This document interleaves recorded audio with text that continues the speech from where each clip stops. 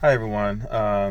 My name is John Corns, and I wanted to make sure that I submit this video for the Verbally Effective podcast.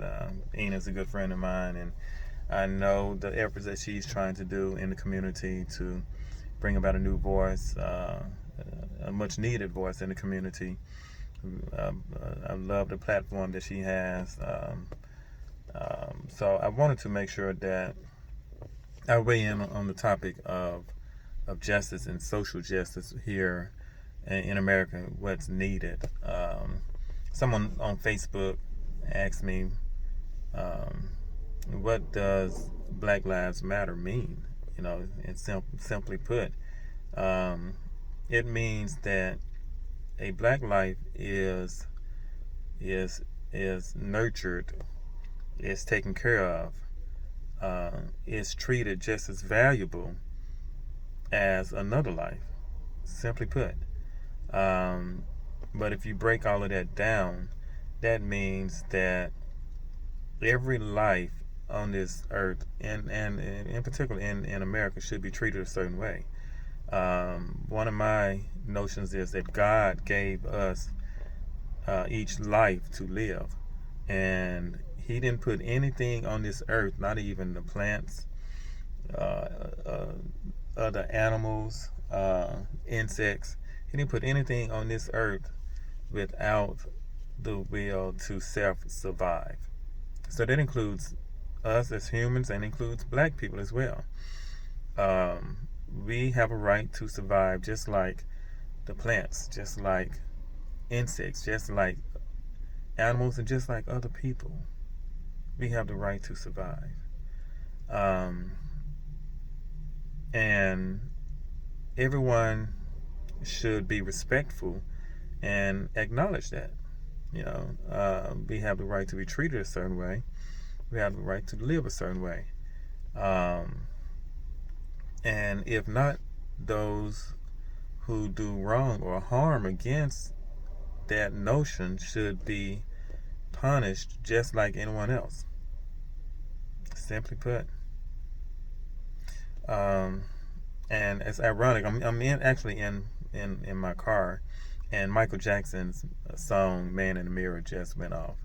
Literally just went off, and that song holds so true that it starts with us. The man in the mirror.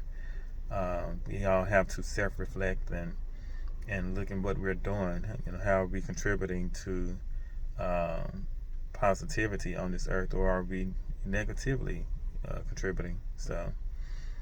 But that's my notion.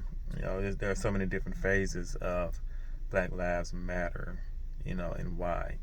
From healthcare, healthcare disparities, from a field that I'm in, real estate, disparities.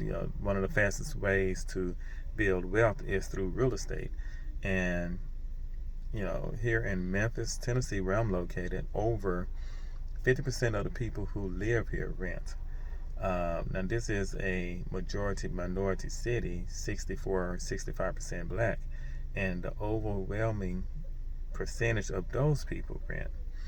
Um, so we really are behind when it just comes to one home ownership, and then number two, income producing properties. Um, we have so many people who buy properties here in Memphis that live across the world. They live all across the United States and other countries, and they buy here because people don't have the means to buy, and they don't have the funds, and they don't have the knowledge. And of course, all of that is historical. Um, all that is historic racism. Systematic racism. So it's going to take a lot to change. Real estate disparities, healthcare disparities, economic disparities. Here in Shelby County, African Americans produce 1% of the gross receipts.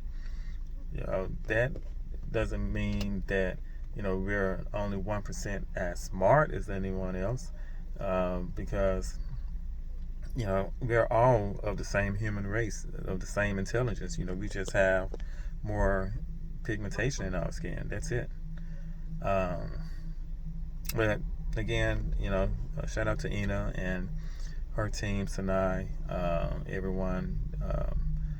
I wish you well, and look in the mirror and see what you can do to help further this cause.